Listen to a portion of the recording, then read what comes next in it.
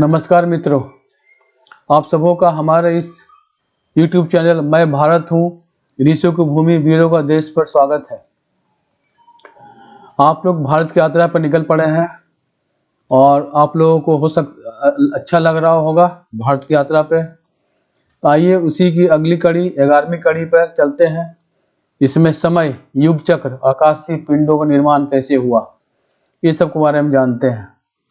उम्मीद है आपको ये पसंद आएगा। मानव सभ्यता के आरंभ से ही समय यानी काल और ब्रह्मांडीय आकाशीय पिंडों का रहस्य मनुष्य के चिंतन का केंद्र रहा है।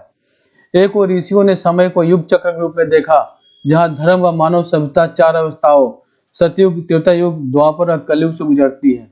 वही दूसरी ओर आधुनिक विज्ञान ने समय को ब्रह्मांड की गति, आकाशीय पिंडों के निर्माण की कसौटी परिभाषित किया है। इन दोनों दृष्टिकोणों के एक साथ देखने से हमें न केवल दार्शनिक गहराई बल्कि वैज्ञानिक तर्कशीलता भी समझ में आती है। ब्रह्मांड की रचना केवल भौतिक तत्वों का निर्माण ही नहीं, बल्कि समय, आकाशीय पिंडों, ग्रह, नक्षत्र, तारे का एक सुव्यवस्थित संगीत भी है। भारतीय ऋषियों ने इसे युग चक्र और ज्योतिष शास्त्र के माध्यम से समझाया है, जो विज्ञान अध्यात्म में अद्भुत समन्वय प्रस्तुत करता है। युग चक्र का आध्यात्मिक दृष्टिकोण, समय की महान गाथा। भारतीय दर्शन के अनुसार समय को रैखिक न मानकर चक्रीय माना गया है। समय लगातार घूमता रहता है, जैसे ऋतु बदलती है, बार बार आती है। पहला युग है सतयुग। सतयुग का समय काल है 17,28,000 वर्ष यानी 4,800 दिव्य वर्ष। दिव्य वर्ष का मतलब देवताओं का वर्ष है, जो 360 मानव वर्षों के बराबर होता है। यह हिंदू काल गणना की एक इकाई है, जो देवताओं के समय को मापने के लिए उपयोग की जाती है। इस युग की विशेषताएं धर्म और सत्य का पूर्ण प्रभाव, मनुष्यों में दिव्य गुण और लंबी आयु और आध्यात्मिक शक्ति बढ़ती जाती है, काफी रहती है। प्रतीक, सत्य का प्रतीक शांति, ज्ञान और समृद्धि का युग है। यह संयुग माना जाता है, जहाँ धर्म की चारों पाए सत्य, दया, तप और शुद्धता पूर्ण रूप से विद्यमान रहती है। इस समय के लोग सत्य बोलते हैं, दया करते हैं, तप करते हैं, शुद्ध रहते हैं, पूर्ण रूप से शुद्ध रहते हैं लोग। त्रेता युग 12,96,000 वर्ष यानी 3600 दिव्य वर्ष। इस त्रेता युग की विशेषताएं क्या है? धर्म थोड़ा कम जाता है। यज्ञ अनुष्ठानों का प्रचलन, रामायण काल इसी युग में हुआ था। प्रतीक क्या है त्रेता युग का? न्याय या कर्तव्य का युग। यहाँ धर्म के केवल 3 पाए रह जाती है, मानवीय मूल्यों में कुछ कमी आने लगती है।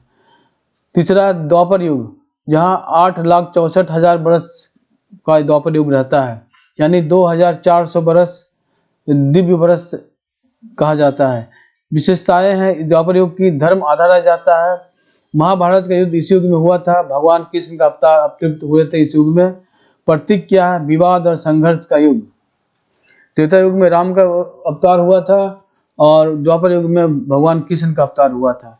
इस युग में, द्वापर युग में, धर्म की केवल 2 पाए शेष रहती है। असत्य, संघर्ष और द्वंद्व बढ़ने लगते हैं। कलयुग में चौथा अंतिम 4,32,000 वर्ष का होता है। दिव्य वर्ष 1200 दिव्य वर्ष रहता है। इस युग की विशेषता है, धर्म का केवल 1/4 भाग रह जाता है। अज्ञान, झूठ, अधर्म का बोलबाला रहता है। वर्तमान में हम इसी युग में हैं।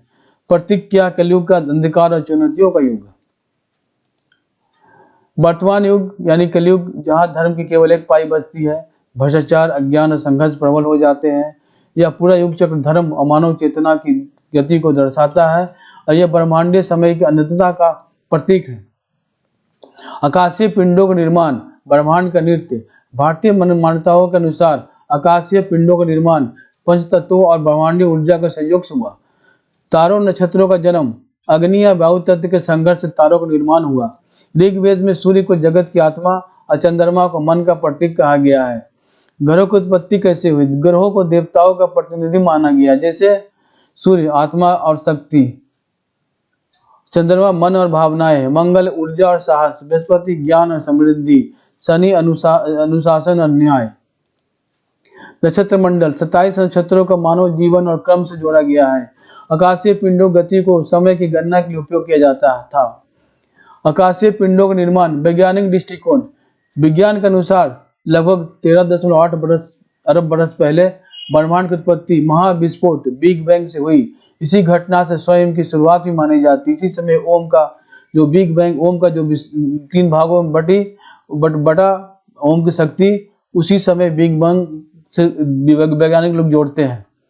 ब्रह्मांड का विस्तार, विस्फोट के बाद पदार्थ और ऊर्जा फैलने लगे और समय के साथ आकाश गंगाएं बहने लगी। तारों का जन्म, गैस और धूल के बादल गुरुत्वाकर्षण से सिमट कर तारों का निर्माण करने लगे। सूर्य भी इन्हीं तारकीय जन्मों का परिणाम है।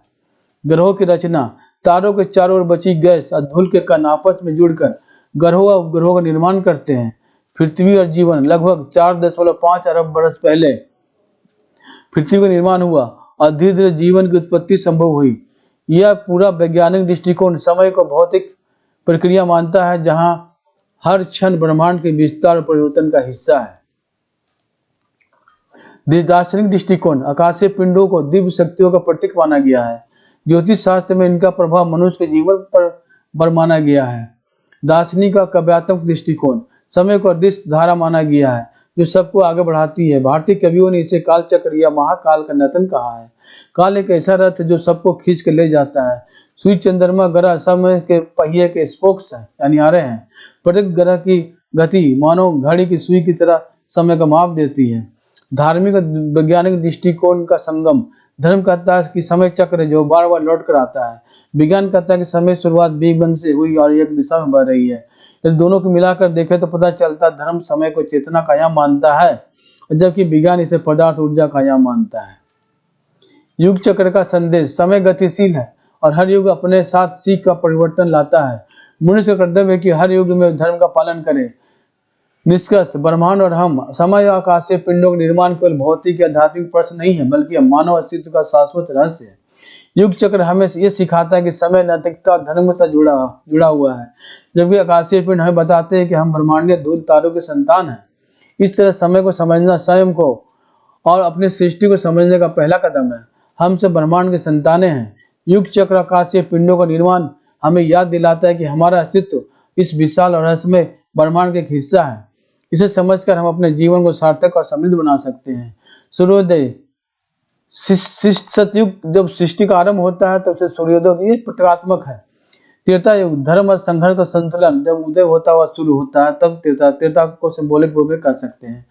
द्वापर, विस्तार और द्वंद्व, ये दोपहर का समय। कलयुग, संहार, अंधकार, ये सूर्यास्त के समय का। रात्रि के बाद नया प्रभात, नए युग का पुनर्जन्म। आइए इस टेबल से समझते हैं समय के बारे में। पहलू, धार्मिक दृष्टिकोण, दार्शनिक दृष्टिकोण, वैज्ञानिक दृष्टिकोण, रूपात्मक संकेत। समय की शुरुआत, सृष्टि का प्रारंभ सतयुग से होता है।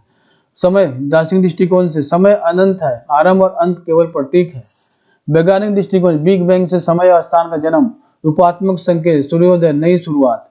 सतयुग, 4800 दिव्य बरस। धार्मिक दृष्टिकोण, धर्म का पूर्ण पालन, सतयुग और संतुलन का युग। दार्शनिक दृष्टिकोण से देखें आत्मा ब्रह्म का घनिष्ठ संबंध। वैज्ञानिक दृष्टिकोण से देखें ब्रह्मांड की स्थिरता और ऊर्जा का संतुलन। रूपात्मक संदेश, सुनहरा प्रभात। त्रेता युग, दिव्य दृष्टि, 3600 दिव्य दृष्टि। धार्मिक दृष्टिकोण से देखें धर्म 3/4 बचता है, अच्छाई या बुराई दोनों उपस्थित है। दार्शनिक दृष्टिकोण से कर्म फल का महत्व बढ़ता है। वैज्ञानिक दृष्टिकोण से आकाशीय पिंडों का स्थायी निर्माण, तारे, ग्रह। रूपात्मक संकेत, उदय होता सूर्य।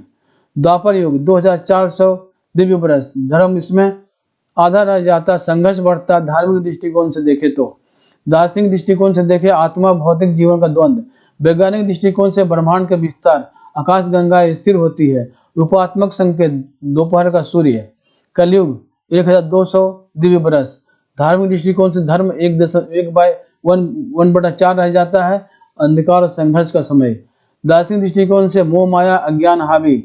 वैज्ञानिक दृष्टिकोण से वर्तमान वैज्ञानिक युग, तकनीक और ऊर्जा संकट। रूपात्मक संकेत, सूर्यास्त। युग चक्र का पुनः आरंभ। धार्मिक दृष्टिकोण से महाप्रलय के बाद फिर से सतयुग का आगमन। दार्शनिक दृष्टिकोण से समय एक चक्र है, रैखिक नहीं।